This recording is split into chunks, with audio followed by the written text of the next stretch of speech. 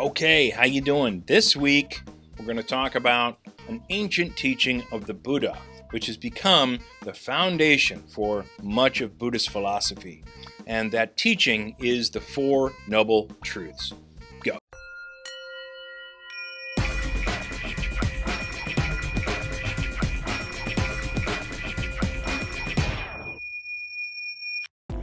Welcome to the I Am Podcast, where we answer all the questions about spirituality and inner peace that you've ever wanted to ask. I'm your host, Sean Webb. Okay, so this week, before I fly out to San Francisco, I'm flying out to San Francisco tomorrow as another installment of our teacher training for Search Inside Yourself Leadership Institute is coming to be again this weekend. As you know, or a lot of you know, I've been tapped to be one of the first instructors for Search Inside Yourself Leadership Institute, which is the emotional intelligence and mindfulness group that is spinning out of Google. Google's had an internal program for the last 3 or 4 years teaching emotional intelligence and mindfulness to Google's engineers. It's allowed them to increase their efficiency, increase their productivity, decrease their stress, decrease their turnover. A whole bunch of positive things have come from the Search Inside Yourself program inside Google. Well, now they're spinning that out to teach emotional intelligence and mindfulness to the rest of the corporate world, basically, everybody else that isn't Google. And so they've tapped the first group of instructors to spread out into the world and to help teach Search Inside Yourself seminars to these Fortune Global corporations, and I'm one of those. So I got to fly out to San Francisco. Before I wanted to fly out tomorrow, though, I wanted to get this podcast out to you to talk about the Four Noble Truths.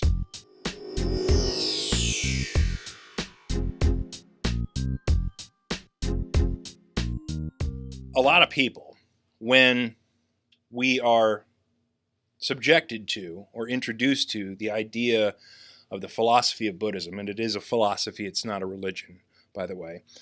The philosophy of Buddhism, one of the first tenets of this tradition is the Four Noble Truths, and the first noble truth is life is suffering, or at least that suffering exists. And so a lot of us don't like the idea of hearing life is suffering, because if you're talking about diving into world religions or world philosophies or a different way to think about things because you know that your life could be better, the first thing that you don't want to hear is that, yeah, life sucks. Because it's like, wait a second, I'm looking for something better and you're telling me this is just the way it is? Well, that's only the first of the noble truths. The first noble truth that the Buddha put out there was simply to talk about the elephant in the room. I don't know if you know the story of where these came from. Basically, the Buddha, the first Buddha, or the first written Buddha, the first Buddha that we have history of, his name was Siddartha Gautama, or Gautama if you were over in Asia. And he wanted to go out and search for more. He was a prince. He threw off his princely robes and denied all of his status and went off to find the meaning of life and became an ascetic, had a group of ascetics that he was traveling with. And so they were like, doing all kinds of crazy things to try to increase the quality of their life. And so the Buddha kind of got disenfranchised with that, went off, sat under a Bodhi tree for 8 days, I think it was, and became enlightened. And he did so through the deep focused meditation that we've been talking about, and the phenomenon that we presume is dimethyltryptamine flush, because the awakening of the Buddha, the enlightenment of the Buddha, it's the same phenomenon that we can share as well if we get into that deep meditative state and get that dimethyltryptamine flowing in our brain, because it is the thing that opens all the doors to the infinite, seemingly infinite wisdom and seemingly infinite intelligence that exists within you, within your head, within your cells, or that taps into the cosmic intelligence that exists through the phenomenon of our microtubules in our neurons being affected by quantum action. There's a science that explains the whole thing of enlightenment. And if you go back a number of episodes in the podcast, you'll be able to find that. So he sat there and he opened this doorway and he was able to gain all this knowledge and wisdom. And then he came back and he started teaching the Four Noble Truths. And he said the first noble truth is life is suffering. or suffering exists. There is this thing called dukkha. And dukkha is a Sanskrit word meaning shittiness or life sucks, or the pain and suffering, the bad stuff associated with our life. It's kind of funny that dukkha is very close to the word dookie, which is very representative of what it is. It's dookie. So that was talking about the elephant in the room. And so in our own podcast of Body, Mind, Spirit 101, we also talk about dukkha. We also talk about the scientific process of our pain and suffering come to being. If you watch the first 25 episodes of this podcast or so, you'll get exactly where our pain and suffering comes from and the exact process that our mind follows to be able to create our negative emotions and the stuff that, just kind of irks us or rubs us the wrong way or creates a lot of our drama. We explain that. And so Buddha was talking about, well, okay, yeah, if you go throughout life and if you let life control you and you let your mind control you and you let stuff simply happen as it will and you don't take charge of your very life, of your very mind, of your very existence, yeah, life's going to suck. And that's all there is to it. And so this first noble truth was, hey, if you don't do something about it, life sucks. But the second noble truth is, well, let's explain where this life sucking comes from, because there is an explanation of it and where all of life's suffering comes from. And here are the components of life's suffering. And so then he explained that. And then and that had to do, well, we'll cover it in just a second. And then the third noble truth was, you can get over it. You can get over life's suffering. You can break that process of the creation of suffering and turmoil in your life. And then the fourth noble truth was, here's how you do it. Here's the eightfold path of how I think, as the Buddha, I think you should do it. And so those were his four noble truths. And those have become the foundation, or one of the foundations, of Buddhism, the philosophy, as it is now 2,500 years later. So to go back, we've been trying to explain, or we've been accidentally explaining the same process of the Four Noble Truths in this podcast since episode 2. The explanation of life sucks is right here. It's in the attachment map of how our mind attaches to things, ideas, to sense of self, and to how that plays into the equation of emotion, creating the expectation or preference that then gets paired with our perceptions. And if they match, then happy emotions. If they don't match, which is most often the case, then we get negative emotions down here. Well, in the first noble truth, there are explanations of why or what type of suffering exists.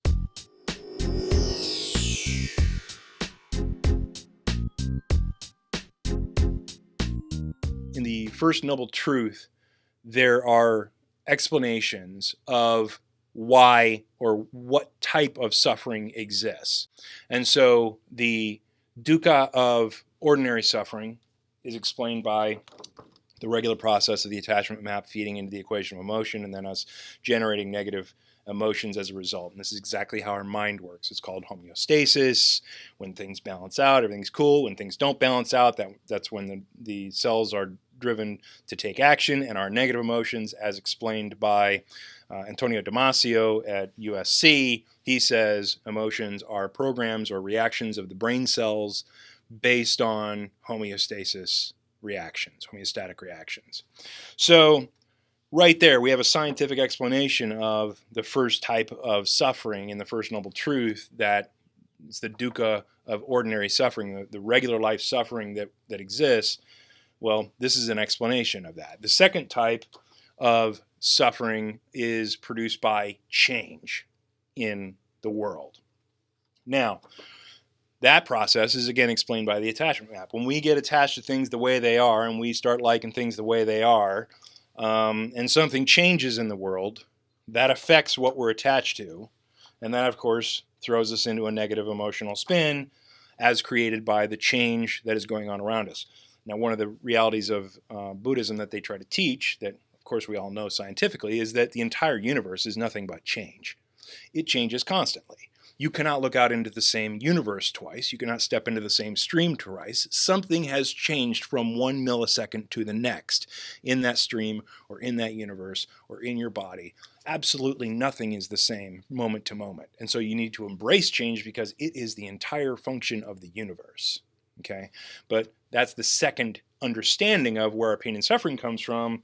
Change affects our attachment map, affects our equation of emotion, and throws us into a negative emotional spiral. And the third type of dukkha is of conditioning, I believe, if I'm not mistaken. And the third is basically the same type of suffering as the suffering of change when you get attached to something in your life that you've been doing, that you've conditioned yourself into a negative thought pattern, a negative emotional pattern, a negative emotional state, etc. This can cause suffering on a long-term basis. And so we want to be mindful, and we want to take charge of this process, but we want to be mindful that we don't get into the state of being in a bad mood all the time, or being in a negative mood state or a negative emotion state all the time, because of plasticity, that can hardwire in, and you can find that you're stuck in it because your brain is continuously firing those neurons in that pattern that create your negative emotional state or your negative mood state, that creates a crappy environment for you all the time, no matter what's happening around you. And I'm sure you know a few of these folks, or you've met a few of these folks that just seem to never be in a good mood or always look on the dark side of things because they're in that plasticity of being in that negative space all the time. And so talking about and understanding the dukkha of life is important. It's important first step, and it's why we dedicated the first 14, 15 episodes of the Body, Mind, Spirit 101 into talking about where our crap comes from, where our emotional pain and suffering comes from, where the process starts from our attachment, getting fed into the equation of emotion, creating our negativity. That's the entire first noble truth, is the first 14 or so episodes of this podcast. And it explains it from a scientific perspective and from a spiritual perspective a little bit as well, on how the first noble truth comes to be. So if you want to understand that a little bit better, go back and review those episodes.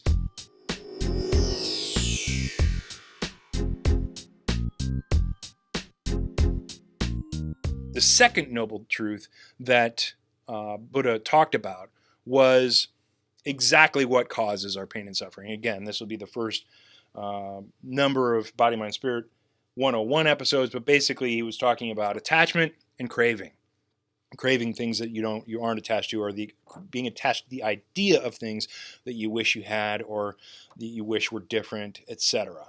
Because again, if your expectation or preference is different than your perception, then you're going to create a negative emotion, right? And so we're diving deeply into the equation of emotion here with the craving and with attachment, because when you're talking about being attached to things, being a certain way, or being attached to certain ideas and having a perception that that's different, that's going to do nothing but throw you into a negative emotional spin, as well as craving things that you don't have, wishing that you had stuff that you don't have, having the expectation or preference be that you have something or that you wish the world was a certain way, and having the perception that it's not, well, that's going to throw you into a negative emotional spin as well. And so the second noble truth was, okay, here's exactly how pain and suffering comes to be. And so if you want to understand that a little bit better, go back and review the Body, Mind, Spirit 101 episodes if you'd like.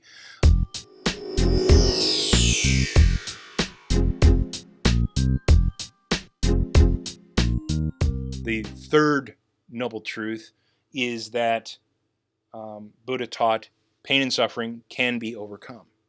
And he was speaking from experience. He was speaking from his own overcoming of the pain and suffering within himself.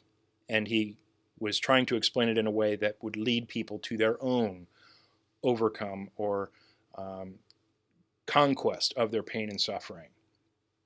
And so he talked about the goal of Buddhism being the practice that allowed you to overcome your pain and suffering. The practice of being able to overcome having attachments, the practice of being able to overcome the equation of emotion, the process of breaking one of the components of the emotional influence system. Because when you break one of those components in the whole system comes crashing down and ceases to operate. And so what he was talking about was pain and suffering, dukkha, can be overcome. And the fourth noble truth then was, okay, here's how we do it from my perspective, from Siddartha Gautama speaking as the Buddha. Here's how we do it in the Eightfold Path. And we'll talk about the Eightfold Path in a future episode. But basically, his fourth noble truth was, okay, as a coming full circle, life sucks. Here's why life sucks. Here's how you can, or here's the fact that you can get over it exists, and here's how you get over it. And so those are the four noble truths. And if you go back through these episodes, you'll see how a lot of these episodes kind of lead us through that in a different way. The Buddha sat under the Bodhi tree and became enlightened, and I stumbled onto the enlightenment experience when DMT flushed through my system, and I was able to access that same type of intelligence and wisdom that exists somewhere beyond our conscious existence that awaits you to find as well, by the way, so you can do it also. And so I tapped into it, and look what came out of this podcast that teaches basically the same exact process from start to finish. So we know that enlightenment is a human phenomenon that awaits within us for all of us to flower into. And hopefully this podcast is helping you guys understand that a little better and get you through the process of flowering into it. Of course, the ultimate awakening will happen when that DMT flush happens within your brain. That's that chemical that's created within your brain, within your pineal gland, that flushes during the deepest forms of meditation or when your conscious thought ceases, that type of thing. If you want to know more about that and the science behind it, because it is fully explainable from a scientific perspective, jump back a number of episodes and selectively watch the ones about the science of enlightenment, and you'll understand that a little bit better.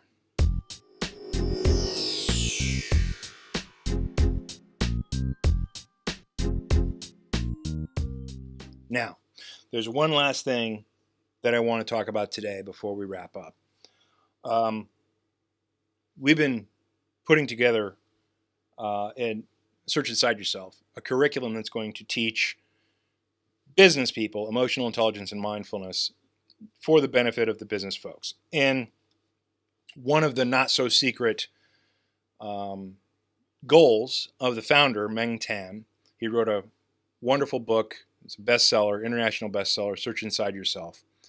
And he did so. He's one of the, he was employee number 107 at Google. He's a Google Fellow, which is the rank, the top rank that any engineer can get in Google.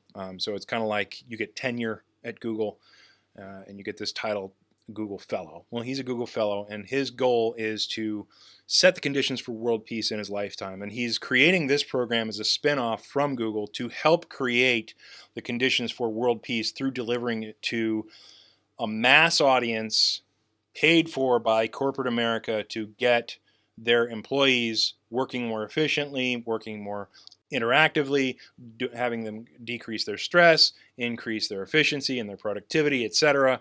And by the way, we're teaching the path to enlightenment to these folks in these organizations. Well, the same thing is being done here by us at I'm Spirituality and the new website, Emotional Intelligence University. And we're working to create curricula that can teach elementary school kids, middle school kids, high school kids about emotional intelligence and mindfulness so as to improve their lives.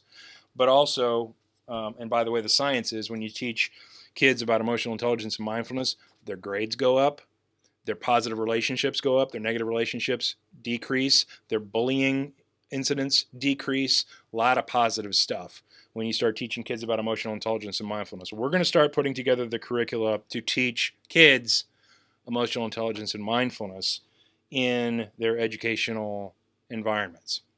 Now, that's going to take a great deal of money. So I need you guys to go to I Am Spirituality and make a contribution that we're going to put into a bucket.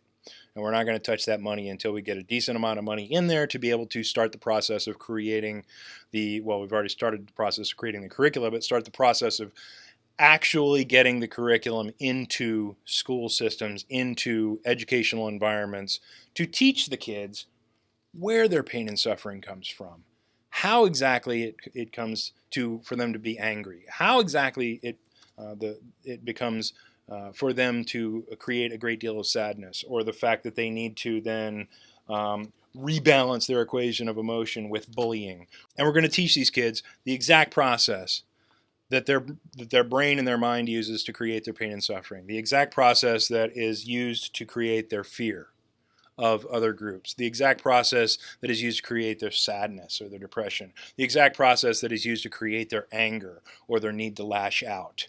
And we're going to allow them the opportunity to then take control of that whole process in their mind. And from that point, when we start teaching today's kids, who are tomorrow's leaders, the process to take control of their pain and suffering, the process to take control of their fear, the process to understand their emotions from a granular point of view, tomorrow's leaders stop dropping bombs on each other.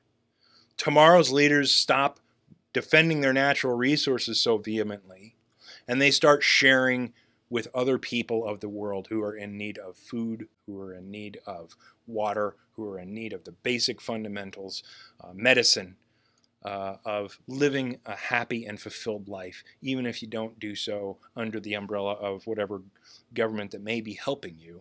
At least these world leaders are now of the mindset that they're going to start helping others who need it. And we're going to stop dropping bombs on people who don't think like us, because when you don't have the fear and you don't have the anger, and you come to the negotiating table with respect for life, and you come to the negotiating table with the dedicated goal and the group goal of finding a solution that works for everyone, all of a sudden you're cutting war down to hardly nothing. You're cutting conflict and strife down to nothing. And it's going to take a few hundred years, if not more, to get us to that point where we stop lobbing bombs at each other. But the idea is, if we get this curricula into educational institutions here first, developed nations first, and then second and third world afterwards, pretty soon everybody in the world is going to have an understanding of exactly the mental process that creates their pain and suffering, that creates their negative emotions, and they're going to be able to put those things in the closet. They're going to be able to downregulate those things. They're going to be able to put those things on a leash. Because if you don't put your mind on a leash, it's going to run rampant and lead you all over the place chasing it down.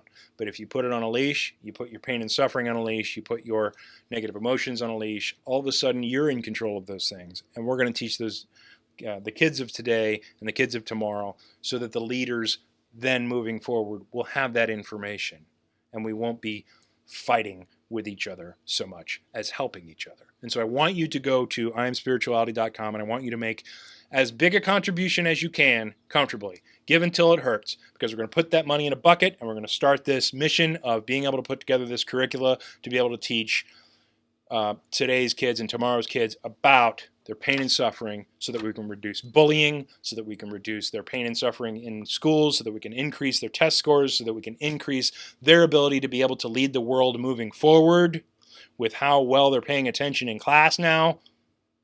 That's the kind of stuff that we want to do. So if you're behind that, please go to IamSpirituality.com and give until it hurts, because we're going to put that money in a bucket, and we're going to put that all towards that goal. You know me, I quit a 6-digit job to do this. I could have been making a boatload of cash at this point in my regular career by the upward trajectory that I had in Fortune Global 100 corporations. I was an exceptional executive in their ranks and was shooting up the ladder, and found this whole enlightenment thing and found this whole path to world peace thing, and now I had to walk away from that whole thing. So you know I'm not in this for the money. You know I'm not asking you for the money so that I can go buy a nice new car or whatever. I don't care about myself. As far as I'm concerned, I'm already dead. We're already past this point. We need to get this money in this bucket so that we can start this process of creating a realistic path for world peace. And you need to be a part of it, because that's the most important money you could ever spend in your entire life, bar none. Thank you for your attention. I love you guys. I'll talk to you after I return from San Francisco this week. Talk to you soon. Peace.